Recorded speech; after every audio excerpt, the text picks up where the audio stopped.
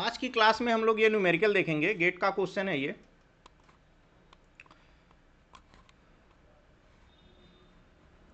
Question में दिया हुआ है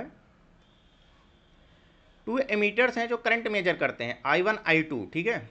इनका स्टैंडर्ड डेविएशन दिया है सिग्मा 1 सिग्मा 2 और जीरो मीन है, गॉसियन रैंडम वेरिएबल है। तो जो फाइनल जो है आउटपुट आ रहा है इस तरह से रिलेशन है I equal to alpha I1 plus 1 minus alpha I2। तो कह रहा अल्फा की वैल्यू क्या होगी ताकि जो है आई में जो स्टैंडर्ड डेविएशन आए वो कम से कम आए।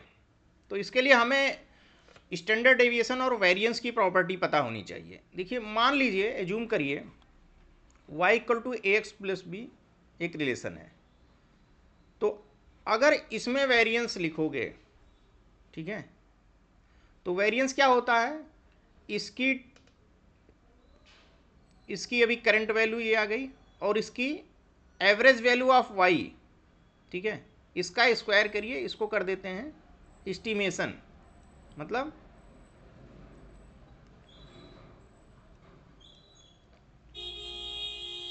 y minus mu Y square उसका मीन, ठीक है। ये कांस्टेंट है क्योंकि ए फिक्स वैल्यू ये कांस्टेंट है, तो इसका मीन जो है दिस माइनस दिस, जैसे तो इसका जो है ये वाला टर्म जीरो हो जाएगा, इसका एस्टिमेशन। अब देखो इसका फिर जैसे निकालोगे तो यहाँ एस्टिमेशन लग जाएगा। तो ये वाले जो टर्म हो गए ये वेरिएंस रिप्रेजेंट करते हैं।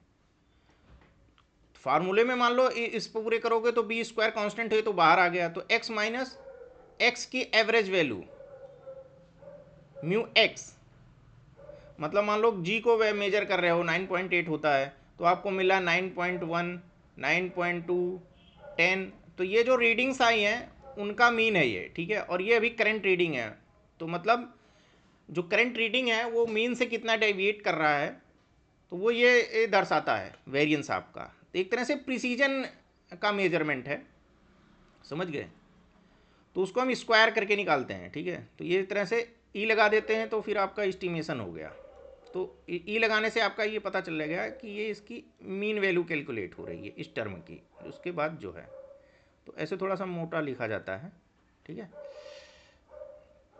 कांस्टेंट का ये पूरा आ गया वेरिएंस, इस पूरे टर्म को वेरिएंस बोलते हैं, ये फॉर्मूला है। तो एक तरह से वेरिएंस ऑफ वाई हो गया कांस्टेंट का जीरो वेरिएंस। बी ये जो टर्म रहेगा वेरिएबल के साथ तो वो स्क्वायर बन जाएगा। तो ये आपको पता होनी चाहिए प्रॉपर्टी। दिस प्रॉपर्टी अगर आपको नहीं पता है तो ये क्वेश्चन नहीं सॉल्व हो पाएगा, ठीक है। चलिए अब इस प्रॉपर्टी के हिसाब से इसमें अप्लाई करिए। आई आपका दिया हुआ है alpha I1 plus 1 minus alpha I2, ठीक है। समझिए x की जगह ये तो टर्म नहीं है, x की जगह x1 है और x2 है। तो I1 I2 और ये कांस्टेंट है अल्फा 1 माइनस अल्फा और I इस तरह से रिलेशन है। तो वेरिएंस इन I VAR लिख देते हैं। तो ये कांस्टेंट है, ये आ गया स्क्वायर, सेम इधर इसके हिसाब से। फिर वेरिएंस इन I1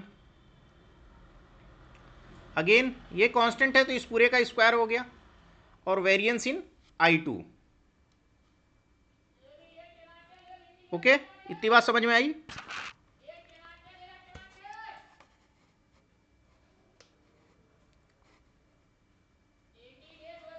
तो वेरिएंस इन I हो गया।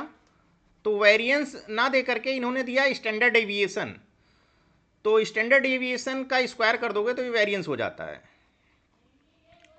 तो अल्फा स्क्वायर वेरिएंस इन I1 हो गया sigma 1 square plus 1 minus alpha square. इसकी वैल्यू बस रख देनी है तो सिग्मा 1 सिग्मा 2 का स्क्वायर हो जाएगा, क्योंकि ये दिया हुआ है। स्टैंडर्ड डेविएशन और वेरिएंस में रिलेशन होता है, स्टैंडर्ड डेविएशन का स्क्वायर कर देते हो तो वेरिएंस आ जाता है। तो ये दिया हुआ। अब इस इक्वेशन को हमें ये देखना है कि अल्फा की वैल्यू क्या होगी। अल्फा की वैल्यू क्या होगी कि जो वेरिएंस क्वेश्चन में पूछ रहा है स्टैंडर्ड डेविएशन लो हो तो वेरिएंस भी लो ही होगा, ठीक है। तो अल्फा की वैल्यू हमें फाइंड आउट करनी कि क्या होगा। तो इसमें अल्फा वेरी कर रहा है, इसकी कंडीशन निकालनी है। तो हमने इसको डिफ्रेंशिएट कर दिया विद रिस्पेक्ट टू अल्फा, इस इक्वेशन को डिफ्रेंशिएट कर दिए विद रिस्पेक्ट टू अल्फा। तो अल्फा यहाँ वेरी कर रहा है, अल्फा के रिस्पेक्ट में हम लोग डिफ्रेंशिएट कर रहे हैं। तो अल्फा स्क्वायर हो जाएगा 2 अल्फा, बाकी ये कांस्टेंट थे बाहर रख दिए। ये पूरा term 1 minus alpha whole square है। तो 2x, x का क्या होता है, एक्स स्क्वायर का 2x, तो 2 इंटू एक्स, फिर x का वेरी करोगे तो 1 का 0 और अल्फा का -1। ठीक है, तो ये आ गया पूरा। तो ये टर्म मिल गया, ये सिंप्लीफाई कर लीजिए, ये मिल जाएगा। तो फर्स्ट डेरिवेटिव मैक्सिमा मिनिमा जब हम निकालते हैं, हमें मिनिमम निकालना है ना, तो फर्स्ट डेरिवेटिव जो है जीरो करते हैं। इसको डिफ्रेंशिएट किए, इसको जीरो कर दिए, फर्स्ट डेरिवेटिव जीरो। तो इसका मतलब ये वाला टर्म, ये वाला पूरा टर्म हो जाएगा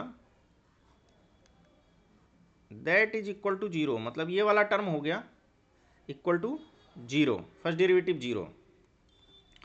तो ये बस इसको इधर ले आइए,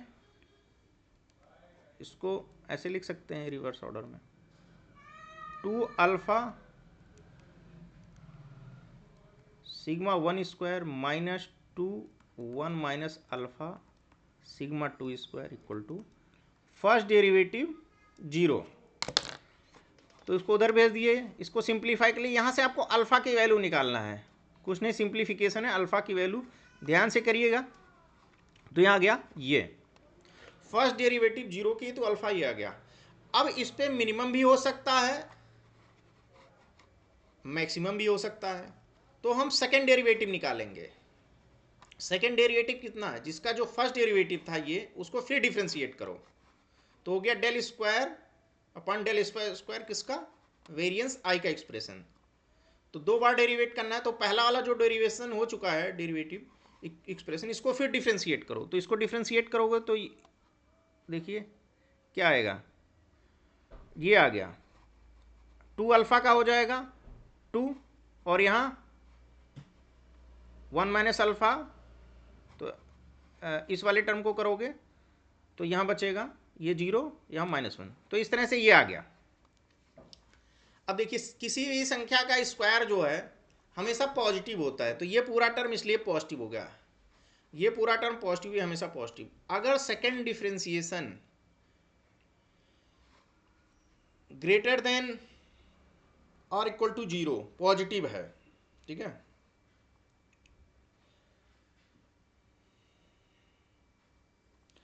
तो ये जो है अल्फा आएगा आपका मिनिमम। तो अल्फा मतलब अल्फा की वैल्यू पे ये फंक्शन आपका मिनिमम होगा, तो वेरिएंस आपका मिनिमम होगा, और वेरिएंस का अंडर रूट करोगे तो स्टैंडर्ड डिविएशन मिनिमम होगा। तो इस तरह से ये क्वेश्चन आपका सॉल्व हुआ, ठीक है। इस तरह से आपका सिग्मा 2 स्क्वायर, तो ये आपका आंसर हो गया फर्स्ट वाला। Thank you.